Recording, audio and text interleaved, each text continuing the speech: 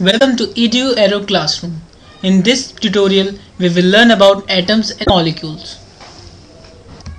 Let us first talk about atoms. According to Dalton, atoms are the smallest indivisible particles of matter which cannot be broken down further. All the elements consist of only one kind of atoms. Compounds are made from two or more dissimilar atoms. Atoms cannot exist independently. Now let us understand what are molecules. Molecules are the smallest particles of matter, that is, of any kind of substance, which have independent existence, like molecule of nitrogen N2, molecule of oxygen O2, molecule of carbon dioxide CO2, etc. Now let us understand the laws of chemical combination. There are two laws of chemical combination. Number one, the law of conservation of mass. The law of conservation of mass states that total mass of reactants before reaction is equal to the total mass of products after reaction. That is, mass of reactants before reaction is equal to mass of products after reaction. It means that in a chemical reaction, mass is neither created nor destroyed, or we can say it remains conserved.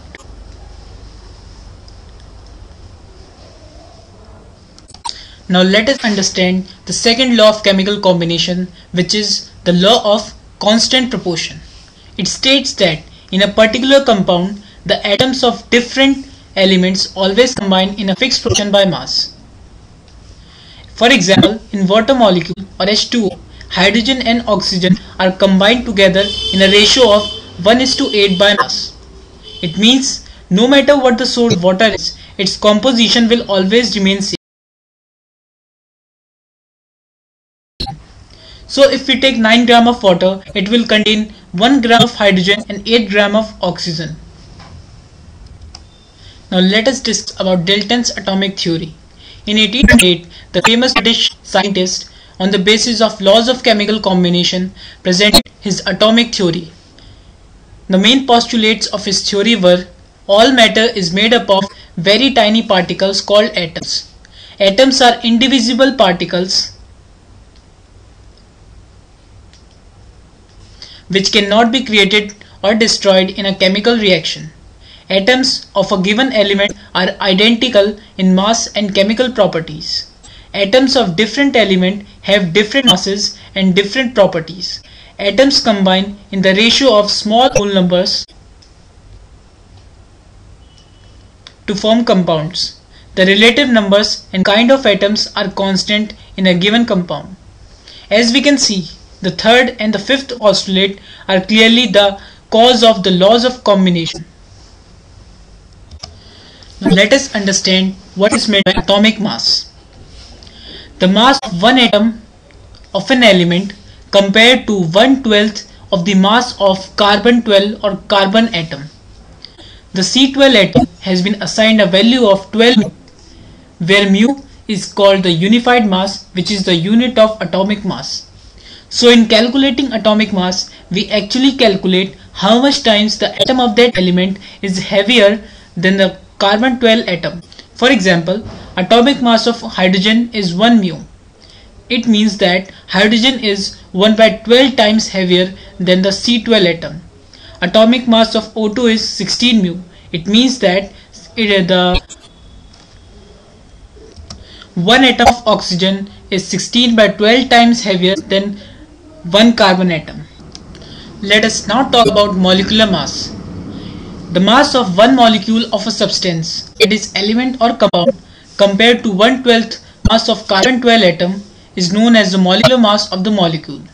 For example, molecular mass of CO2 is 12, that is mass of carbon, plus 2 into 16, 16 is mass of oxygen, is equal to 44 mu. It means that the molecular mass of CO2 or the CO2 molecule is 44/12 times heavier than C12. Similarly, molecular mass of H2O is 2 into 1. 1 is atomic mass of hydrogen plus 16, that is atomic mass of oxygen, is equal to 18 mu. It means that one molecule of water is 18/12 times heavier than C12 atom. an important thing to note is molecule can be of element or of compound both. For example, H2 is a molecule of an element, that is hydrogen, and CaCO3, that is calcium carbonate, is a molecule of compound. Now let us discuss what are ions. Certain compounds are made from charged metallic and non-metallic species. These charged species are known as ions. Positively charged species is known as cation, while negatively charged non-metallic species is known as anion. For example, NaCl consists of Na plus and Cl minus. Na plus is the cation and Cl minus is the anion. Now let us understand what is molar mass. When molecular mass of any pure substance is expressed in grams, it is called molar mass. For example, molar mass of H2 is 1 gram, molar mass of O2 is 32 gram, molar mass of CO2 is 44 gram. As it can be clearly seen that in molar mass, mu has been replaced by gram. So to write molar mass of any pure substance, we replace mu from its molecular mass by grams. Now let us understand mole concept. This concept states that the number of particles in 1 molar mass of any substance is equal to the number of particles present in 12 gram of C12 atom. This number, that is the number of particles in 12 gram of C12 atom, is equal to 6.023 into 10 to the power 23 particles. This number is known as Avogadro number or Avogadro constant. So in 1 molar mass of any substance, there is a fixed number of particles, that is 6.023 into 10 to the power 23 particles. This amount of substance, which has 6.023 into 10 to the power 23 particles, is called 1 mole. So 1 molar mass of any substance is equal to 1 mole of that substance. Now let us discuss the relation between number of moles, molar mass and given mass. We have number of moles is equal to given mass upon molar mass, and number of particles in n moles is equal to n into 6.023 into 10 to the power 23, that is Avogadro constant. From this relation, if we know any two quantities, then the third unknown quantity can be easily calculated.